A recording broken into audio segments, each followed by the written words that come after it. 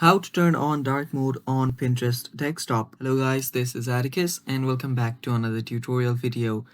In today's video, I'll teach you guys how you can turn on dark mode for your Pinterest desktop version. So without any further ado, let's dive right into it.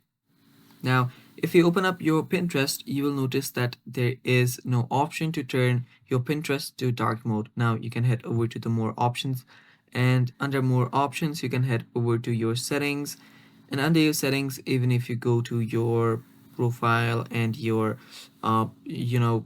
themes, you will not find the dark mode. So what we'll do here is we'll just download an extension. So head over to another tab and search for dark reader extension. So after you search for dark reader extension, you will need to head over to Chrome Web Store. Now you'll see this pop up. Now simply add this extension to your Chrome. Now just wait for it till it gets downloaded, and as you can see, it's just been downloaded. Now you can head over to Pinterest, and voila, that is how you do it.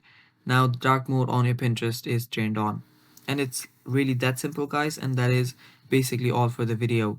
Now if you want to turn off the dark reader, you can simply tap on the dark reader, open this up from your extensions, and turn this off.